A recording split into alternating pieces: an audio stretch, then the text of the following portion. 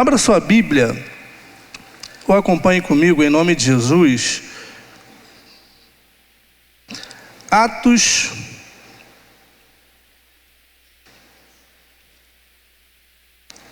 capítulo de número 3.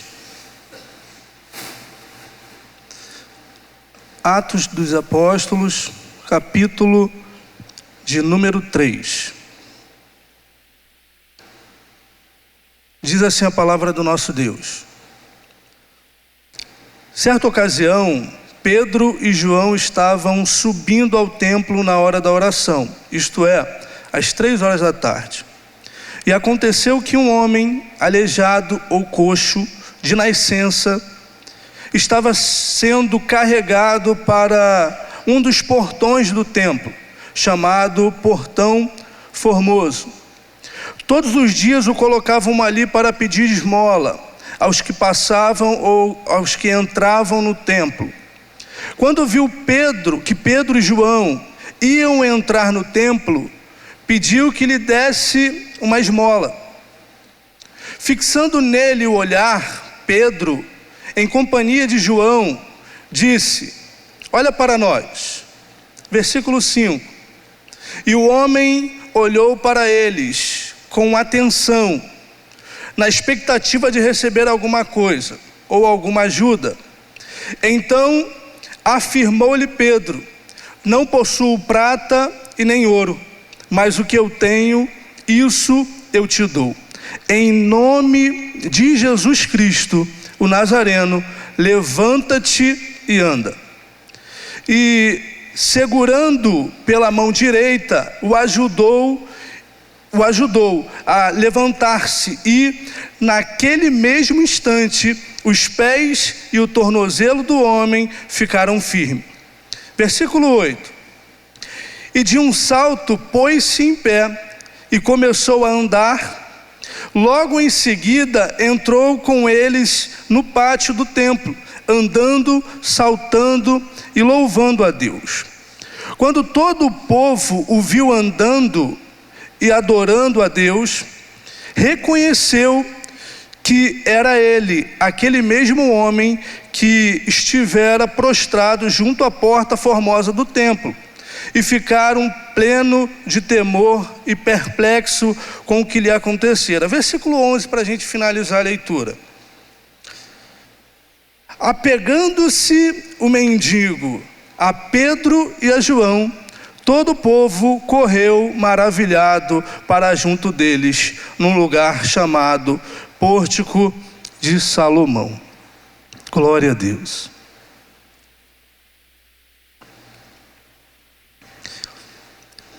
Hoje pela manhã, tivemos a oportunidade de ouvir uma palavra que fala sobre milagres, né?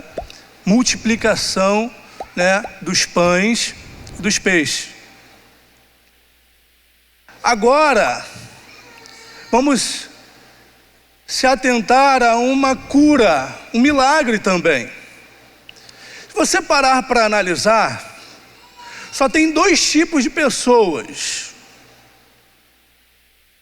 que acreditam no que foi pregado de manhã e o que está sendo pregado agora.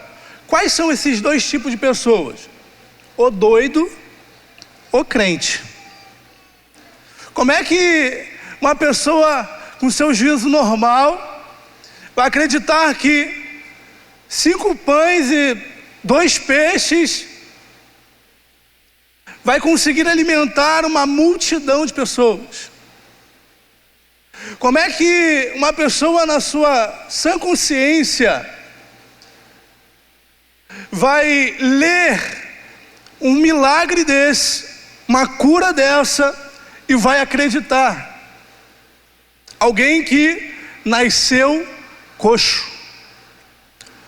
O livro do Atos dos Apóstolos é um livro muito interessante, porque vai narrar a história da igreja. O que a igreja vem enfrentando, o que a igreja vem batalhando, mas não só isso. Vai narrar os milagres, as curas, as libertações que o povo viveu através do Espírito Santo de Deus. Se percebermos, Atos capítulo de número 1, vai narrar a ascensão de Jesus ao céu. Jesus vai preparar o povo, os seus discípulos, dizendo que iria subir, mas que eles não iriam ficar sozinhos, havia uma direção para eles, e a direção era o próprio Espírito Santo de Deus. Jesus no capítulo 1, ele vai dar uma ordem, uma orientação: olha, vocês precisam estar num lugar, esperar, porque no momento certo, o Espírito Santo de Deus vai descer sobre vocês, e vocês vão perceber toda a obra que eu já direcionei para a vida de vocês. Vocês não vão ficar às cegas. No capítulo 2,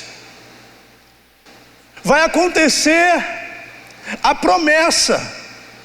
O Espírito Santo de Deus vai descer sobre a vida daqueles homens que estavam aguardando, aqueles homens que acreditavam naquilo que Jesus tinha dito. E por eles esperarem, e por eles acreditarem, eles foram revestidos do poder do Espírito Santo de Deus. Depois do capítulo 2, nós vamos perceber que os crentes já não eram os mesmos. Aquelas pessoas que foram batizadas pelo Espírito Santo já não eram mais os mesmos. Aleluia, minha filha, graças a Deus, já está dando glória. Essa vai ser pentecostal mesmo, é estressada e fica gritando. E aí, o que acontece? Eles são revestidos do Espírito Santo, eles recebem o dom de Deus. Eles estão reunidos no mesmo lugar, recebendo a promessa de Deus. E aí eles vão começar a expor, colocar para fora aquilo que estava dentro do coração deles, aquilo que eles viam aprendido no decorrer de toda a caminhada com Jesus. Porque quem tem o Espírito Santo sabe que precisa expor, colocar para fora aquilo que Jesus determinou para a sua vida. Aí acontece Atos capítulo de número 3, irmãos, que é o texto que nós acabamos de ler. A igreja está cheia do Espírito Santo, a igreja recebeu o Espírito Santo na vida dela. E o que vai acontecer? A Bíblia começa dizendo: certo dia, Pedro e João estavam subindo para quê? Para oração. Pedro e João, alguém cheio do Espírito Santo, acabou de receber Deus, acabou de receber o Espírito, está avivado. Pedro vai pregar e muitas almas vão se converter, mas Pedro e João estão indo orar.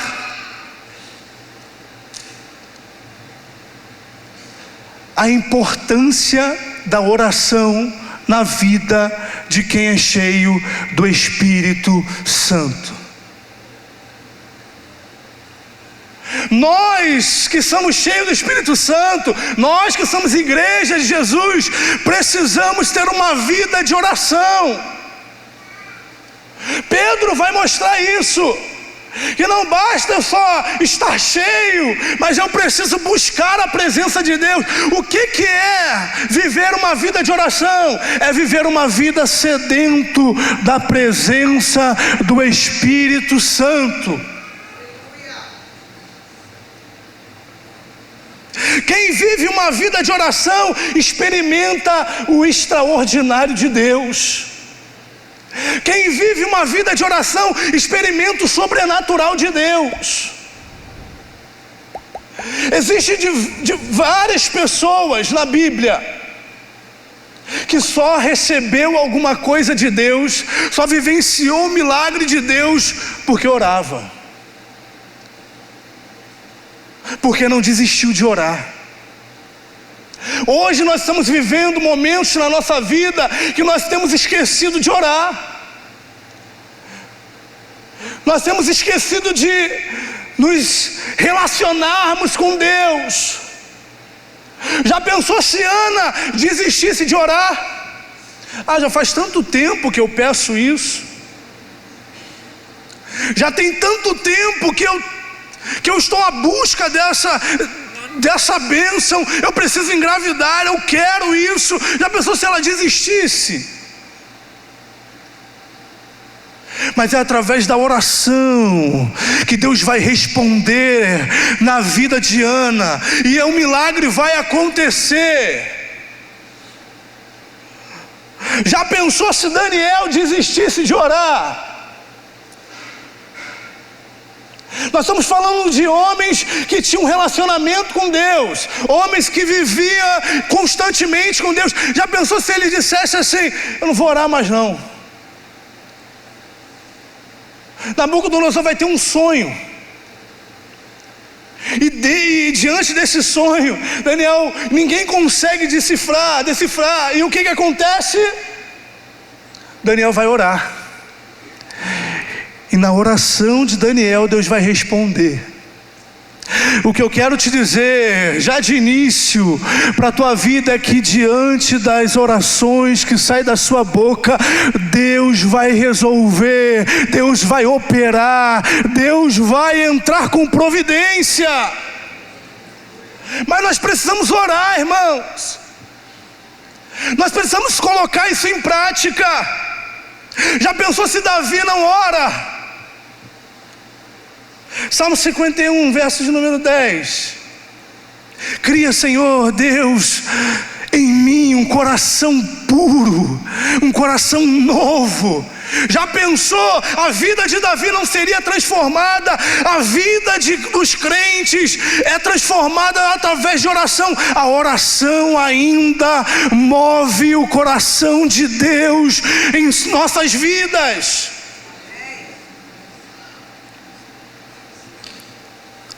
Estevão vai ter uma experiência com Deus na oração. No momento dele ser apedrejado, depois que ele prega, ele vai ser apedrejado, e ele sendo apedrejado, ele vai orar. E quando ele ora, Atos capítulo de número 7, a Bíblia diz que os céus se abriram diante de Estevão. Quer ver o céu aberto diante da situação que você está vivendo? Comece a praticar a oração.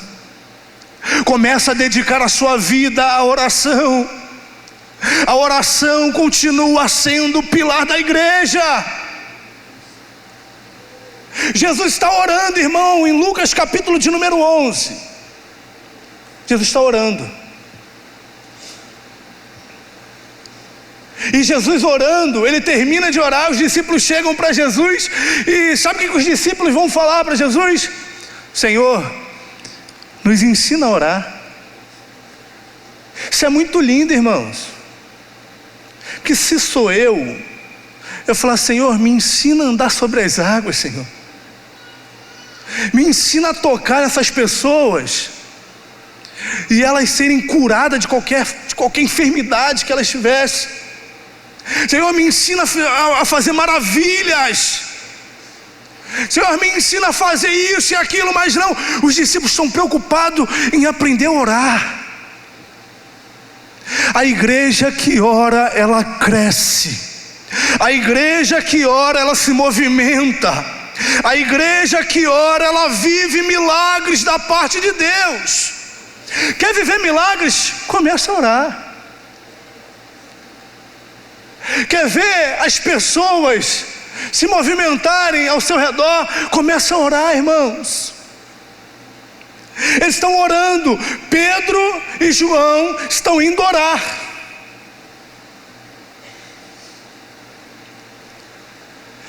Enquanto eles estão indo para a oração, a Bíblia diz, no versículo de número 2, que todos os dias colocavam um rapaz coxo lá, um homem coxo, na porta do templo, aonde Pedro e João estavam indo para orar. Esse coxo aqui era um coxo de nascença. Se nós formos pesquisar sobre ele tem aproximadamente 40 anos que vivenciava aquela enfermidade, aquela deficiência, aquela situação. Uma pessoa com uma deficiência de nascença não é como nos dias atuais, porque o preconceito que eles viviam naquela época era muito duro. Não era vergonha somente para aquela pessoa que vivia aquela doença, mas era vergonha para os pais também. Imagina, quando a pessoa nascia com aquela enfermidade, com qualquer enfermidade que seja, qualquer deficiência, havia um pré-julgamento. E qual era? Quem pecou? Foi ele ou foi os pais deles? Lembra do cego de nascença, que Jesus passando lá perto de Siloé, foi citado aqui pela manhã? Os discípulos de Jesus, eu não estou falando dos fariseus, eu não estou falando das pessoas de fora, os discípulos de Jesus tinham essa mentalidade. Senhor, quem pecou para que ele nascesse assim? Foi ele ou foi os pais dele que pecaram? E aí Jesus vira para os discípulos e diz: nem foi ele e nem os pais, mas isso aconteceu para a glória de Deus. Então naquela época era um estigma que as pessoas levavam. Esse coxo aqui está 40 anos, talvez ouvindo essa mesma acusação, passando pelo mesmo preconceito. Quem será que pecou para que ele nascesse assim? Por que se ele está vivendo isso, é porque ele merece. Se ele está passando por esse problema, é porque Deus está pesando a mão. Parece muito alguns crentes nos dias de hoje, né? O crente não pode passar por nenhum problema, por nenhuma dificuldade, que a pessoa vira e diz: isso aí é a mão de Deus que está pesando, isso aí é um castigo, está vendo? É o pecado que ele está cometendo, ele está colhendo aquilo que ele plantou. As pessoas talvez tinham esse julgamento na vida daquele homem. Talvez eu estou pregando para alguém que já cansou de ouvir isso de outras pessoas. Rapaz, a tua vida não anda, porque Deus está castigando você, porque você está em pecado, porque a sua vida, você não está fazendo as coisas direito, você está orando pouco. Eu já escutei isso, está orando pouco. Eu sendo pastor, bateram no meu carro, domingo retrasado, e aí eu fui falar isso para o irmão falou assim: está orando pouco, pastor. Eu acho que é isso. Falei, eu também acho. Deve ser. E aí, o que acontece? Todo dia ele estava ali. Se uma pessoa de talvez outras religiões fosse fazer um diagnóstico desse homem, talvez eles falariam para ele está pagando aquilo que ele fez talvez em outra vida. Talvez isso que ele está vivendo já é algo hereditário. O que ele está passando já é algo que está fixado nele, que ninguém tira, que não tem como, que não tem cura, que não tem jeito. Esse homem está ali todos os dias, 40 anos. Talvez Jesus passou por esse homem. Quantas vezes os discípulos talvez não passaram por esse homem e ninguém fez nada? Para aquele homem seria mais um dia pedindo esmola. Para aquele homem seria mais um dia tentando sobreviver. Para Pedro e João também seria mais um dia de oração. Percebam que seria um dia comum, mas são nos dias comuns que Deus reserva algo para aqueles que Ele tem reservado. Num dia comum, Deus opera. Talvez você chegou aqui pensando que ia ser mais um culto. Talvez você chegou aqui pensando que ia ser mais uma pregação, mais um momento de reunião. Para Pedro seria mais um momento de oração. Para o coxo seria mais um momento de pedir esmola. Mas Deus tinha um encontro com aquele homem, um encontro que iria mudar a vida dele. Deus marcou um encontro contigo aqui nessa noite. Talvez você nem percebeu nada, talvez você se arrumou, não sentiu nada, não percebeu nada, você veio para cá como um dia comum, mas Deus reservou esse dia para mudar a história da tua vida. É num dia comum. Deus faz num dia comum. Deus, Ele opera num dia comum.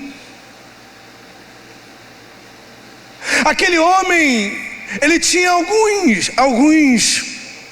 critérios bons. Por exemplo, aquele homem, levavam ele até a porta do templo, todos os dias. Todos os dias. Imagine, passando pela porta dele, agora as pessoas que vão carregar, assim, e aí cara, bora? E rapaz, hoje eu estou desanimado. Hoje eu não quero ir não.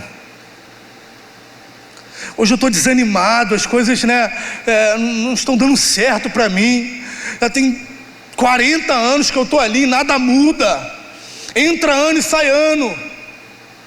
Nós estamos no mês 6, indo para o mês 7, e nada acontece, a minha vida está estagnada, está parada. Não, muito pelo contrário, as pessoas passavam pela casa dele. Não está na Bíblia não, irmãos. É eu que estou conjecturando aqui. E as pessoas passavam pela casa dele e bora, eu quero ir. Por quê? Porque a esmola que ele pedia era para sobreviver. Porque ninguém muda de vida com esmola. Ninguém tem a vida transformada com esmola. A esmola é para ele poder sobreviver. Então todos os dias ele estava ali. Poderia fazer chuva, fazer sol, estar frio, calor. Ele estava ali todos os dias para sobreviver. Eu não sei o que você está enfrentando. Eu não sei qual é a tua dificuldade. Eu não sei qual é o problema que você está vivenciando hoje, agora, nesse momento. Mas esse problema não pode te impedir de você sobreviver mais um dia na presença de Deus. Ah, pastor, tu não sabe a luta que eu estou enfrentando, a dificuldade que eu estou passando, você não sabe como é que eu estou com a corda no pescoço. Sobreviva mais um dia na presença de Deus. Tu não sabe como é que está doendo. Talvez eu estou pregando para pessoas aqui que chegaram se arrastando, sem esperança, sem expectativa, pensando até que não vai acontecer nada. E Deus te trouxe aqui num dia desse para dizer: eu vou movimentar o céu ao teu favor, e algo vai acontecer em nome de Jesus. Talvez você está pensando assim: pastor, está pregando isso, bênção, cura. A igreja tem que entender que o Espírito Santo de Deus ainda tem capacidade para fazer aquilo que o olhar dos homens é impossível. Deus ainda cura, irmãos. Deus ainda liberta. Deus ainda sara. Deus ainda vai de encontro às pessoas. Deus ainda aquebranta corações. Deus ainda faz. Deus ainda opera. Não é porque não aconteceu na tua vida ainda que Ele não deixou de fazer. Deus ainda faz. Num dia comum, Pedro e João estavam subindo para orar. Um dia comum, aquele homem estava ali para pedir esmola, mas Deus tinha marcado o encontro. E toda vez que Deus marca o encontro com alguém, essa pessoa tem uma transformação. Toda vez que Deus marca um encontro com alguém, a vida da pessoa tem que mudar. Toda vez que Deus resolve ter um encontro com alguém, irmãos, tudo muda. Jesus vai ter um encontro com Zaqueu, e a vida de Zaqueu vai ser mudada. Jesus vai ter um encontro com a mulher do fluxo de sangue, e a vida daquela mulher foi mudada. Jesus vai ter um encontro com Paulo, e a vida de Paulo nunca mais vai ser a mesma. Deus está se encontrando com vidas aqui nessa noite. Deus está se encontrando com corações aqui nessa noite. Você não vai sair daqui da mesma forma. Deus vai impactar a tua vida. Deus vai sacudir você, irmão. Deus vai te sacudir.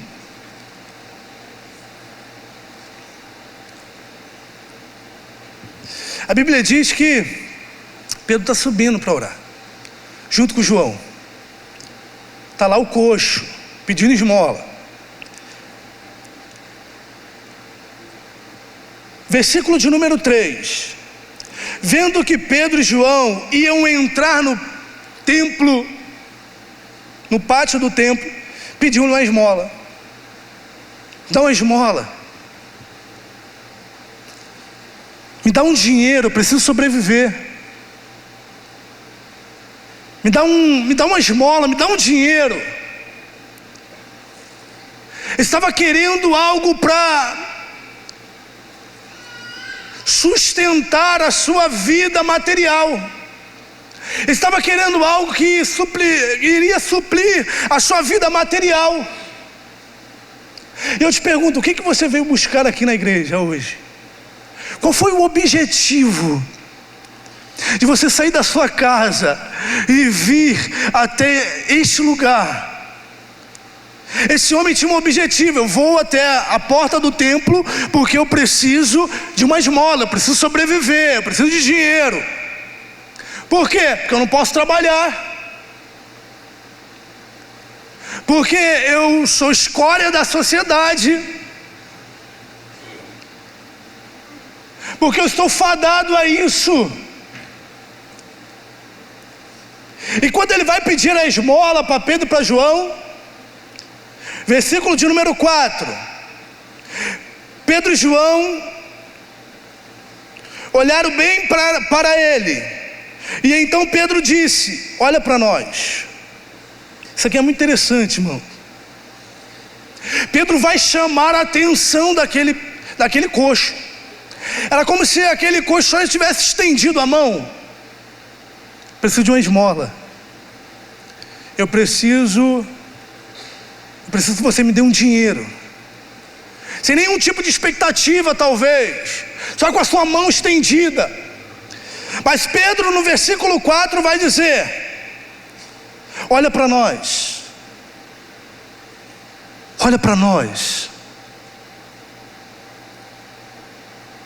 Talvez aquele coxo pensou: agora sim eu vou receber alguma coisa que preste. Agora eu vou sair, minha conta vai mudar agora. Porque as pessoas davam esmola para aquelas pessoas, e nem queria olhar na cara, não queria nem ter contato, para não se contaminar talvez. Mas quando Pedro vira para aquele homem, juntamente com João, e diz: ei rapaz, olha para nós, olha aqui para nós, e chama a atenção, aquele homem vai olhar para Pedro. E esse texto ele é configurado com olhares, né? Vendo Pedro, vendo que Pedro e João estavam passando, olha para mim, e ele olha, e fixação de olhares. Ele está dizendo: olha para nós. E ele vai olhar esperando receber alguma coisa. Versículo de número 5: o homem olhou para ele com atenção, esperando receber qualquer coisa, ou alguma coisa. Em outras versões, qualquer coisa. Ele está esperando qualquer coisa de Pedro e de João. Eles estão esperando. Ele está esperando que Pedro e João desse talvez uma quantia boa para ele poder voltar para casa, talvez. Ele queria qualquer coisa. Não espere qualquer coisa de Deus, porque Ele pode te surpreender com aquilo que você nem imagina. Não espere coisas pequenas de um Deus tão grande. Pedro e João eram os líderes da igreja. Pedro e João estavam passando ali. Ele vai estender a mão. Pedro e João vai chamar a atenção daquele homem. Por quê? Porque tinha algo reservado para ele que nem Pedro talvez sabia. Imagina Pedro pensando. Pensa comigo. Pedro e João conversando na hora da oração. Vamos subir para orar. E tu sabe aquele coxo que tem lá na porta do templo? Tu vai ver o que eu vou fazer com ele hoje. Hoje eu vou pegar ele e eu vou levantar ele, ele vai ser curado. Não era pensamento de Pedro e de João. Não foi arquitetado, né? Mas a gente vê aí hoje. Aí tu vai para um culto, e aí é o culto da cura. Porque Deus vai curar ali, né? Nada contra a quem coloca culto de cura, né? Porque está sendo transmitido. Ou o que Deus vai fazer, ou o dia que Deus vai operar. Não tem isso. Não está no controle humano que Deus vai fazer. Deus faz do jeito soberano dele. É a vontade de Deus fazer, Ele faz. Não precisa marcar hora ou lugar para Deus fazer. Então, existe crente que diz: olha, tu tem que ir lá no culto da cura, né? O cara está enfermo. Rapaz, lá na minha igreja tem um culto da cura. Tu vai lá. É certo tu sair de lá curado, né? Quando a gente não vê essas coisas que é totalmente oposto do que a palavra de Deus orienta. Mas sigamos. E aí o que acontece? Não houve um planejamento de cura. Hoje eu vou curar. Não, Pedro e João estavam simplesmente indo orar.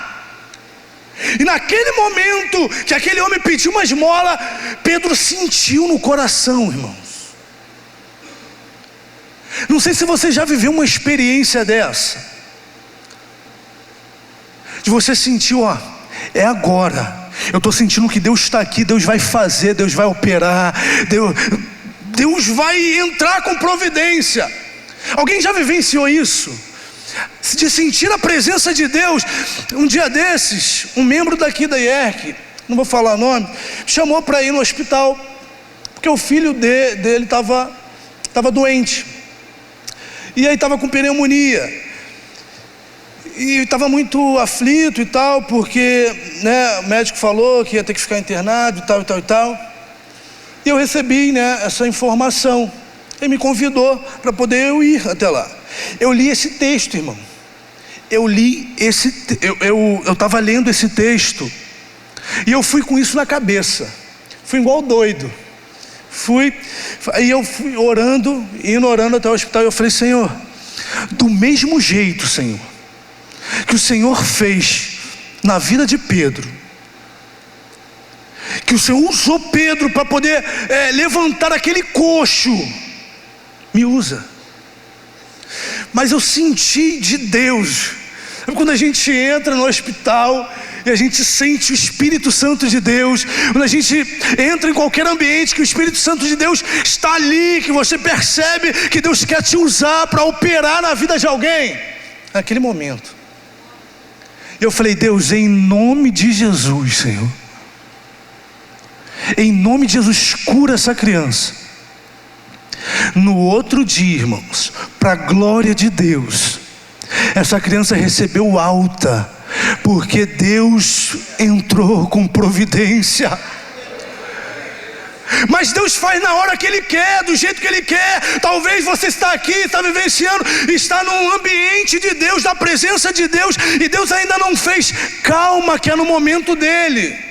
Você não precisa ir buscar igreja A, igreja B, igreja... Você não precisa ir atrás de Deus. Deus te acha. Deus vai atrás. Aquele coxo não precisou ir procurar o profeta tal, o cigano tal, a profetisa tal. Não precisou fazer despacho, não precisou entrar em algum lugar. Nada. Porque Deus, quando quer, Ele te acha. Oh, aleluia. Quando Deus quer operar, irmão, Ele vai dar um jeito de te achar. Fica tranquilo. Dá uma esmola. Ele não está pedindo para ser curado. Me dá uma esmola.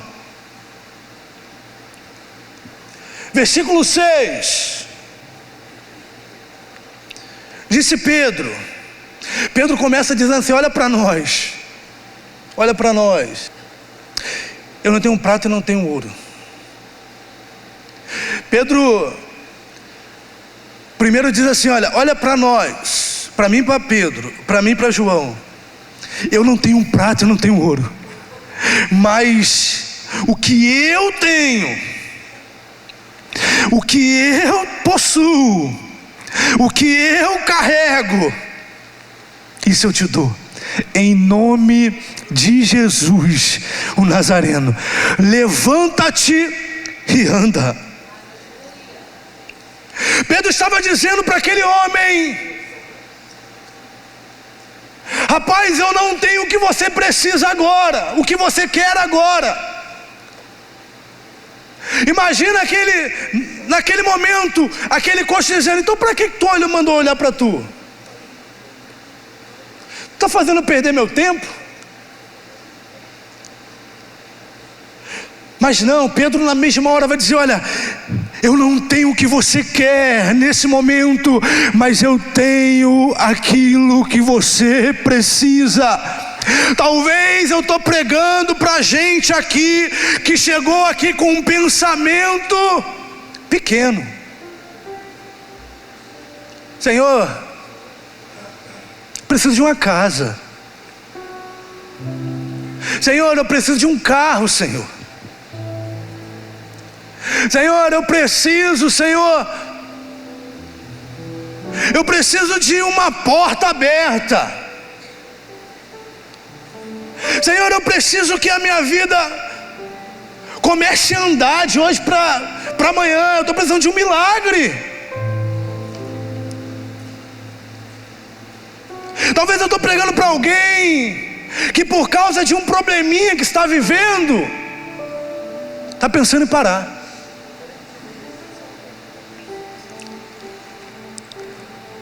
Pedro está dizendo: olha, eu não tenho o que você quer no momento.